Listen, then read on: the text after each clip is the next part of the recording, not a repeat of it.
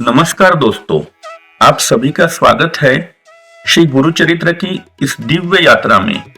यह परम कल्याणकारी गुरुचरित्र की हिंदी पद्य स्वरूप कथा भक्ति और श्रद्धा का गीत गाती है।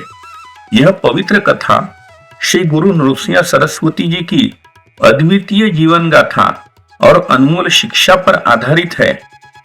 आशा है कि इसकी महिमा पाठक और श्रोताओं को जरूर लाभान्वित करेगी। वक्रतुंड महाकाय सूर्यकोटि समप्रभ निर्विघ्नं कुरु मे देव सर्वकार्येषु सर्वदा।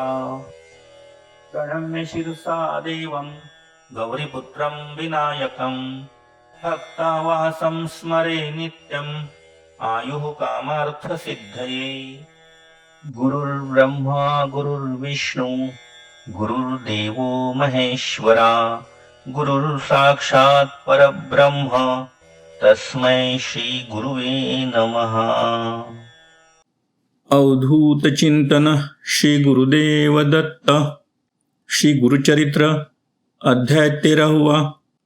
कारंज नगर अभिगमन तथा विप्र उदर व्याधि निरसन। श्री गणेशाय नमः। श्री सरस्वते नमः। श्री गुरुभ्यो नमः। श्री निसर्गदत्त देवताभ्यो नमः। नामधारक शिष्य ने पकड़े सिद्ध के चरण, हाथ जोड़े रहा स्थिर मन से कहा, गुरु चरित्र कथा अमृत जितनी सुनूं उतनी बढ़े, सुनने की चाह अतृप्त। जिसे स्वप्न में छाछ असंभव, उसे प्रत्यक्ष में खीर मिले, ऐसी मेरी स्थिति हो गई। कथा सुनकर हो जाऊं तृप्त। नामधारक करे प्रार्थना, सिद्ध मुनि संतोषित हुए।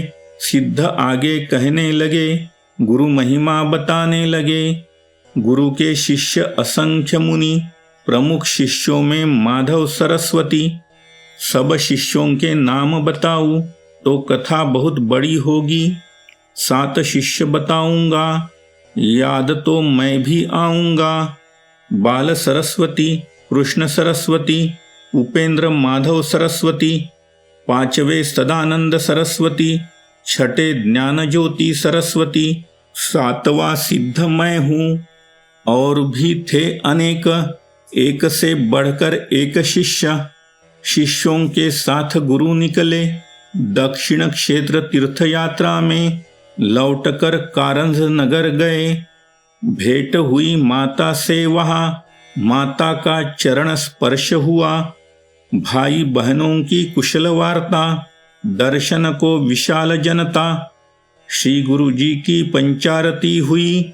घर घर में पूजा आरंभ हुई, सभी लोग अचंभित। अवतार श्री विष्णु का निश्चित, सन्यासी वेशधारी पूज्य, तपस्वी परम पुरुष। माता पिता ने भी पूजा का आनंद लिया, श्रीपाद गुरु का आशीर्वाद लिया। माता ने पिता को बताया, पूर्व जन्म का चरित्र सुनाया। विश्ववंद्य पुत्र की चाहत में शिव आराधना की थी मैंने। इन्हीं श्रीपाद ईश्वर की कृपा से जन्म सफल हुआ भाग्य से।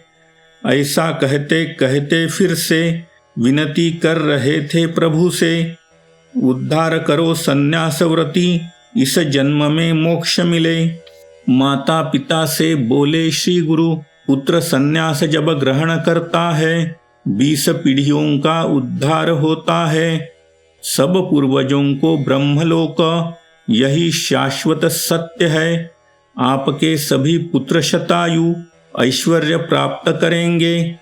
अंत समय में काशीपुरी आप मुक्ति स्थान पर रहेंगे। एक भगिनी नाम था रत्नाई, वो पूजा करने आई। कहती मैं डूबी भवसागर में, श्री गुरु मुझ पर कृपा करे। जैसे माता का भविष्य कहा, वैसे ही सद्गति मुझे मिले। श्री गुरु भूत भविष्य ज्ञानी, कहा संचित वासना का धनी। तापसी विचार छोड़ जाओ, पति सेवा में जुड़ जाओ। पूर्व जन्म में पाप किए थे, गाय को कष्ट दिए थे, पति पत्नी में कलह लगाया, पड़ोसी को बहुत सताया। ऐसा पाप तुमने किया है, सर्वांग कुष्ठ का भोग लिया है, भविष्य ऐसा लिखा हुआ है। ऐसे में तुम दृढ़ता से पुण्य कर्म करोगी, श्रद्धा से पाप मिटा कर रहोगी, सद्गति को पाओगी। भीमा नदी के तट पर पाप नाशक है तीर्थ, गंधर्वपुर अति समर्थ, प्रसिद्ध है अमरजा संगम। ऐसे पवित्र क्षेत्र रहोगे, पवित्र होकर काशी में मिलोगे। आशीर्वाद देकर श्री गुरु गोदावरी के तट पर गए। ऋषि गौतम पर पाप जड़ा था, गोहत्या का पाप लगा था।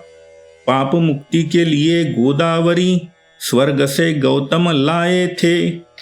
उस ग्राम में उदर रोग से एक व्यक्ति पीड़ित था। रोग पर चिकित्सा नाकाम रही, असहनीय पीड़ा बढ़ती गई। आत्महत्या का मन बनाकर नदी में कूदने जा रहा था। श्री गुरु ने उसे रोक लिया, निराशा का कारण जान लिया।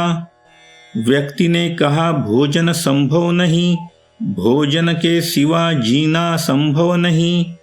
भोजन करता तो पीड़ा होती है, मृत्यु समान कष्ट मिलता है।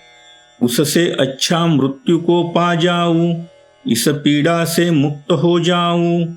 हो सकता है पिछले जन्म में भोजन का अनादर किया होगा, भूखे को कष्ट दिया होगा, भोजन दान व्यर्थ समझा होगा, माता पिता का अनादर किया होगा, कोई तो कारण होगा। परिणाम स्वरूप कष्ट में हूँ, पृथ्वी पर जैसे भार हूँ। श्री गुरु ने उसे सुन लिया, फिर सांत्वना देकर कहा, औषधि मैं तुम्हें दूंगा, रोग भय से मुक्त करूंगा। उसी समय अन्य एक भक्त सायनदेव वहां पर आया, जो कांची नगरी से आया था, यवन राजा का सेवक था। आते ही उसने प्रणाम किया, श्री गुरु का आशीर्वाद लिया। सायनदेव से प्रभु ने कहा, रोगी को औषधि देनी है, रोग से मुक्ति दिलानी है। औषधि लेने से पहले पेट भर के खाना होगा। तुम उसे भोजन कराओ, संतुष्टि होने तक कराओ।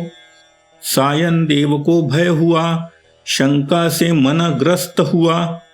थोड़ा सा ये भोजन करता है तो कष्टप्रद स्थिति को पाता है, संतुष्टि से भोजन करेगा तो क्या ये जीवित रहेगा?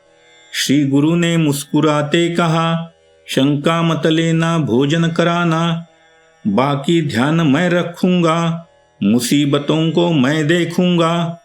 सायनदेव ने कहा प्रभु से, आपने कहा वैसा ही करूंगा। प्रार्थना है मेरी आपसे, मेरे यहाँ पधारे। भोजन का मेरा निमंत्रण कृपा कर स्वीकार करे। सब शिष्यों सहित गुरु पहुँचे। सायनदेव ने स्वागत किया, श्रद्धा से की पूजा अर्चना, श्रद्धा से शिष्यत्व लिया। सब भक्तों की उपस्थिति में रोगी ने भोजन ग्रहण किया। भरपेट भोजन करता रहा, फिर भी कष्ट का नामो निशान ना रहा। उसी क्षण कष्ट दूर हुए, श्री गुरु के चरण पकड़ लिए।